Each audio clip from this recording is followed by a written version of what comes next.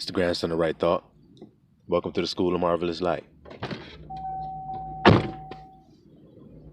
Like we've often talked about, y'all, as elect, coming into our kingdom, coming into our rest, our Shabbat, we keep that in the forefront of our mind because that's what gives us strength in the hard times, right?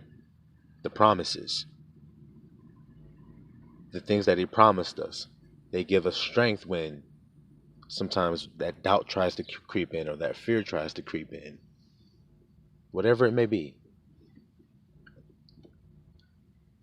But we also remember that we are soldiers, and as soldiers, we are prepared for the worst, right? So, what would you do if things got worse before they got good for the elect?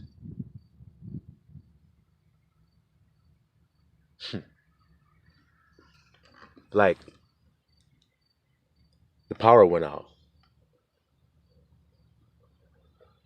and the economy crashed,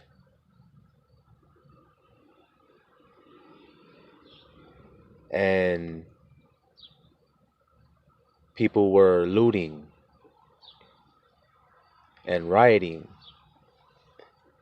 and breaking in and stealing and taking and raping like the Wild Wild West.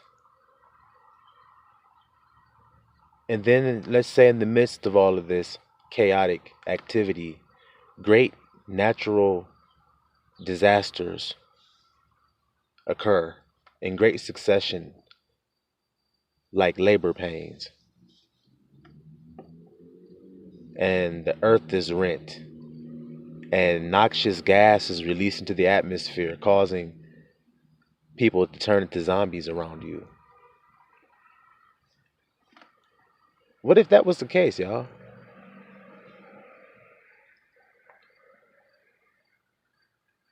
And like you had to be like Rick Grimes and shit, and Daryl and them, and actually have to kill these zombies, knock their head off and shit like they be doing with an axe and a baseball bat and all this shit. Like, just imagine for a moment if what if that's the case, y'all? What if it was? Because I'll tell you like this. He says, pray. Our master told us, pray that you are found worthy to what? Escape all of these things that come upon the earth. So those things I just described to you, he says, pray that you are found worthy to escape.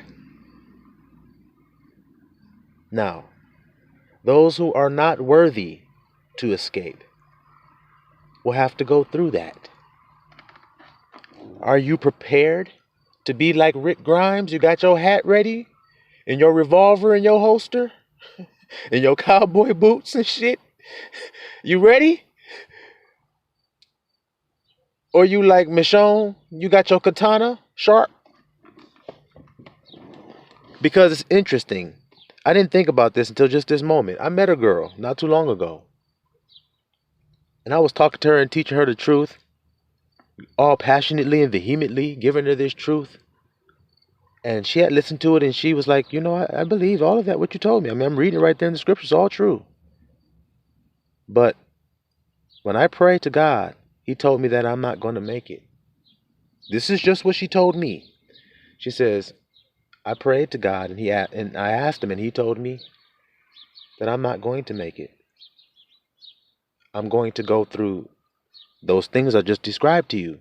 The things that He described when He says, pray you be worthy and found worthy to escape these things. Those things. She says she's going to have to go through it and she's prepared to do it. She has a bunch of money stashed to the side that she's been using to buy a bunch of like special backpacks and waterproof camping equipment and certain kind of blades and axes and weapons, and she's showing me all this shit. She had an axe in her car. I was chilling with her. She had an axe in her car, showing it to me and shit. And I said, wow, so you asked Abba and that's what he told you. She looked at me and she cried, gave me a hug and told me like, I'm glad that I met you and I'm glad that I was able to find out the truth. Now I know where I stand.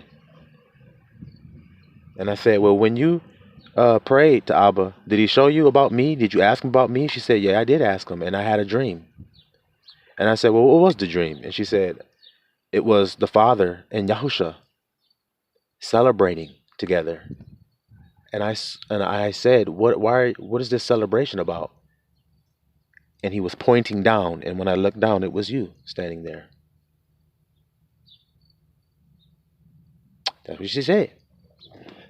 So, like she had made up in her heart and decided, well, I'm prepared to go on through this zombie apocalypse shit. Have you guys done the same? Have you made that up in your heart that if that has to happen, that you're prepared to do that shit? I know I'm laughing, but it's just a reality because he says, pray you find worthy, man. Whew, man. Pray that you're found worthy. And if you know if you've been found worthy because he has given you the visitation. Have you guys received the visitation?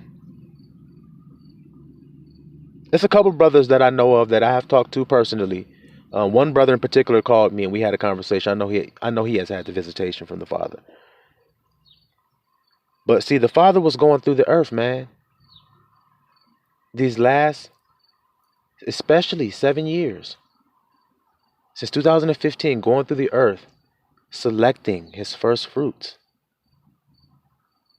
The ones that he has found worthy to escape these things that come upon this earth. And that is why we can sing and rejoice, you see?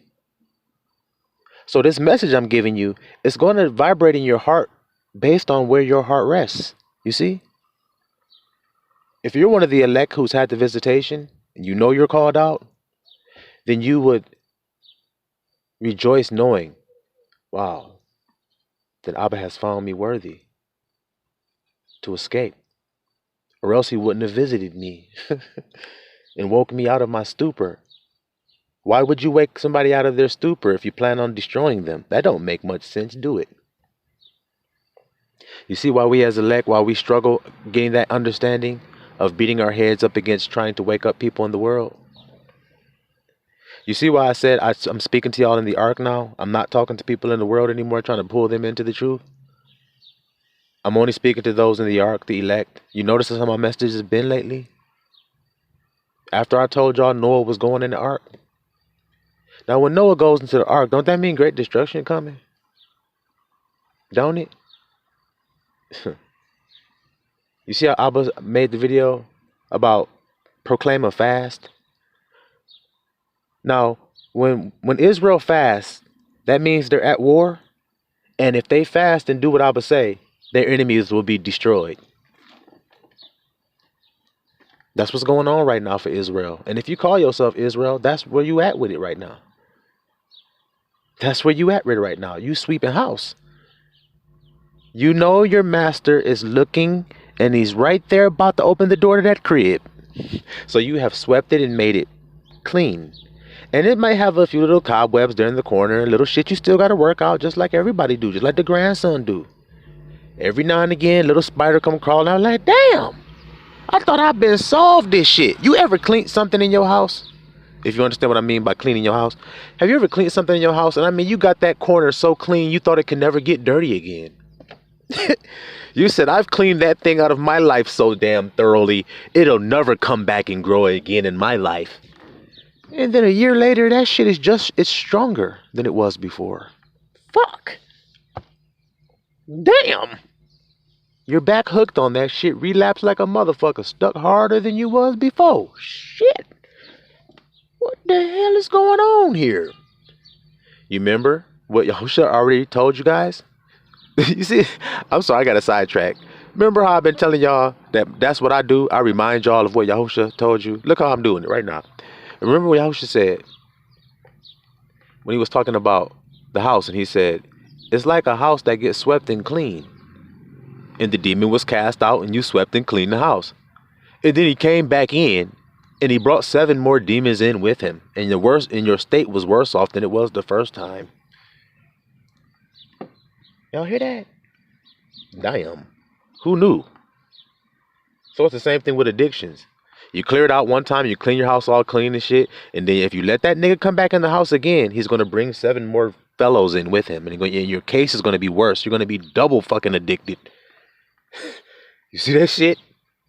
So that's why it's best that we get the little cobweb and shit right when the spiders start trying to make it. We just put that nigga outside. We get the spider, put him in a jar and shit with a piece of paper under it and shit. Put that nigga on a leaf and then walk on back in the house. Nope, you can't do that right there, buddy, because then it's going to make a cobweb and I'll have to clean later. I don't want to have to clean up that shit later. I want to just get it clean now. You see? You don't say, I'll wash the dish after I eat on the dish is already dirty. You say, well, I'll just wash it after I eat on it. What? Nope. You just got to do the shit, don't you? I mean, some shit you just got to do. Ain't it weird? I mean, ain't it like that, though? There's just some things that you just got to do if you want to do it right. So one of them things is knowing who you is at this hour and knowing, okay, if I've been called out worthy, then I got to give Father praise for that. Now, if you just continuing in the praise of being found worthy, then you're doing exactly what Abiyah said, which is what I told y'all. That's what we should be doing right now. And purging out the body of all unrighteousness. That's what we're doing. We're cleaning house. Anything that offends gotta go. I'm sorry, you little goblins and gargoyles hiding in the crevice and shit, and little centipedes tried to crawl in there and shit. I'm sorry you got spotted, but you gotta go, okay? This is called the Holy of Holies where we at. You see? And there ain't but a few in here. I told y'all that. There ain't but a few. And I'm glad. Shit. I used to have a whole lot of friends when I was young. Where them niggas at now? I don't know. Straight up, I don't know. So I found out having those temporary friends was fickle. I like having friends that have given me life. Friends that give me life every day. Well, you're only going to find that over here in the Holy of Holies, y'all. You see? Where we at. That's it. Where we have been given salvation. Y'all see that? So for those who are still wondering if you're going to have to struggle through that or go through that or whatever, I don't know.